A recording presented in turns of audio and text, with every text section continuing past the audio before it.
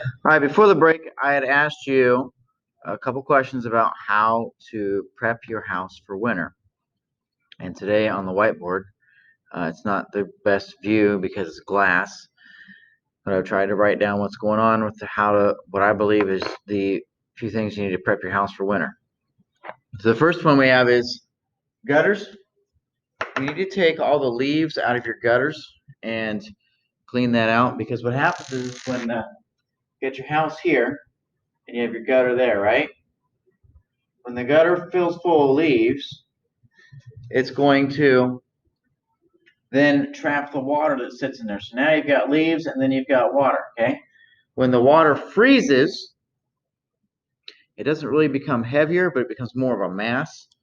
And then it allows the gutter to then physically, kind of, the house was there like that, the gutter starts to pull away from the house.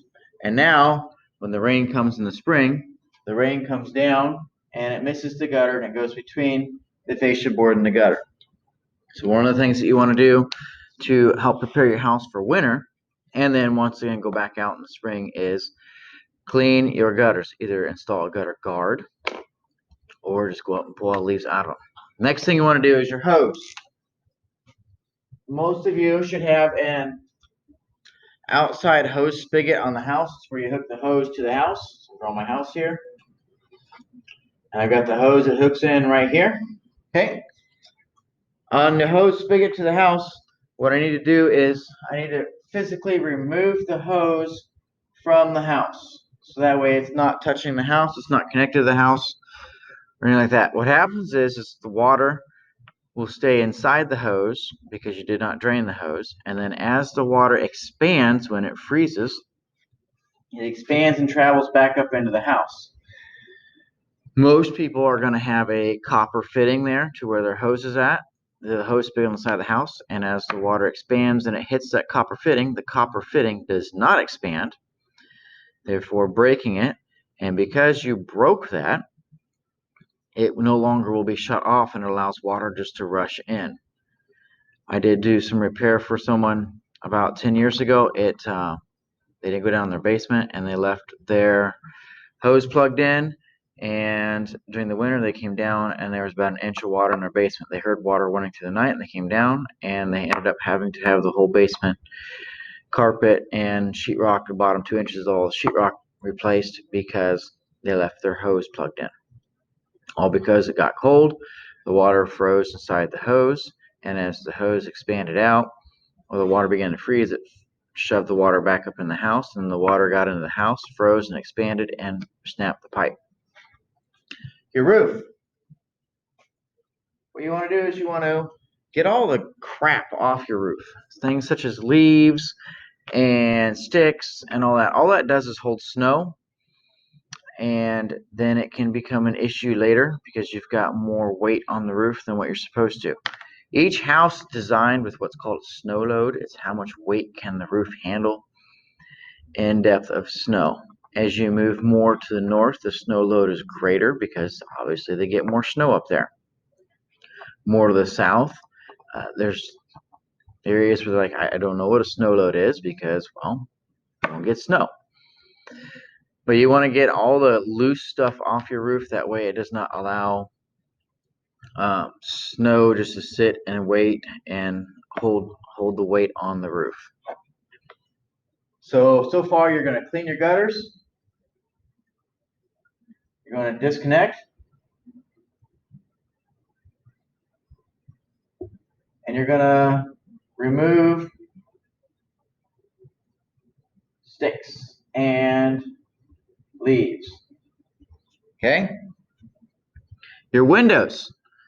Winter. How can I prep my house for winter? Well, you want to go around and make sure that there's no drafts coming in through the window, and make sure that the wood around the outside on the exterior of the house is solid and not rotten. Let's just go up and test it. You know, you can take a screwdriver with you and just kind of stick it in along the wall, right around the window on the trim, and kind of poke it and see if it's soft or not. If the wood is soft, then you want to try and get that replaced sooner rather than later. If your windows, this is something that's not done typically anymore, but they have the glazing, so it's the individual panes and the glazing is chipping out, you want to put new glazing in there. That's something that they haven't used for a few years. You may have an older house where the glazing is on that, and all that glazing is, it's kind of like a Play-Doh or a silly putty, but it hardens super hard, and it allows the window panes to stay in place. So windows, you just want to make sure you don't have any leaks, air leaks around them, and if you do, get a can of expanding foam. Great stuff, expanding foam. It's typically what I use. It's not a commercial for them. I found it to be one of the easiest products to use, and you want to fill the gaps around fill the air gaps around your window so you don't have air coming in around the window. And that's the best I can tell you about your windows. On a separate note, your automobile, check your tires.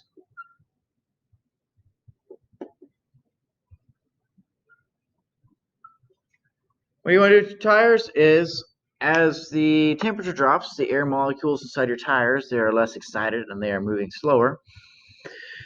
Therefore, your air pressure in your tires will go down. And because your air pressure in your tire goes down, it means that you will be getting less fuel economy, and therefore you'll be using more miles per gallon. Easy way to test it, put tire tester on there, check to make sure it is what the manufacturer recommends for the tire, or what the auto manufacturer recommends for that vehicle, and then put air in it. It is a good thing to have the recommended air pressure in your tires, as it will give you a better ride. That's one thing you can do for winter. Your lawn.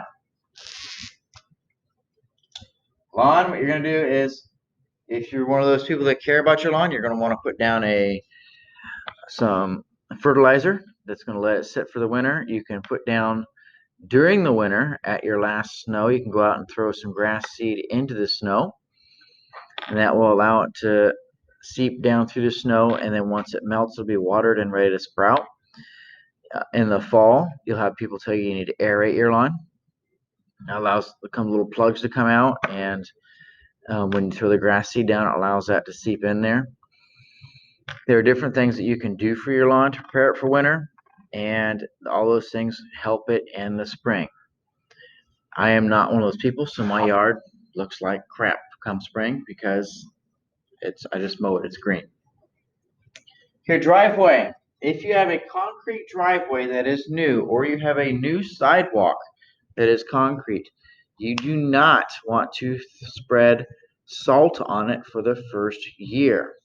The salt will cause the concrete to prematurely dry, even though it's already solid and I can drive my car on it.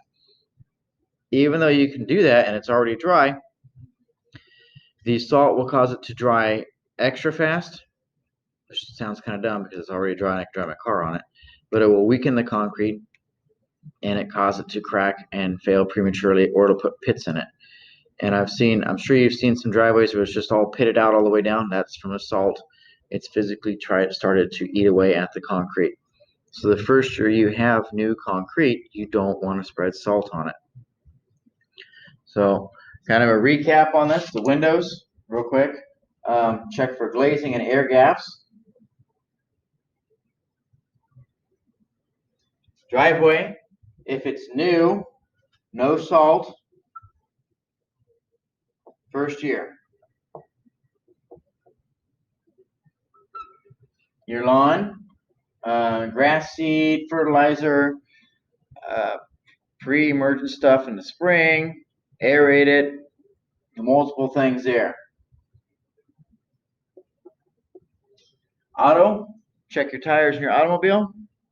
If you have a riding lawnmower, it is a good thing, a good idea to maybe go out and start it once a month, just to make sure the battery doesn't die. I mean, the batteries for those are cheap and they don't last very long, but it's a good thing to go out and start it once a month or put a trickle charge on it. But make sure your tires have the correct air pressure. Once the pressure drops, once the temperature drops, the air pressure on the tire tends to drop. You notice that. Your roof, remove sticks, hose, disconnect it, and your gutters, you want to clean those out. There are other multiple things that you can do to prepare your house for winter. So just make sure the paint is nice on the house, that there's no cracks in it. Seal and caulk all the windows. The list goes on and on and on. I feel like these are the best things that you can do to prepare your house for the winter. And this is a follow-up for the question that I asked a few weeks ago on what should I do to prepare my house for the winter. Thanks. Have a great day.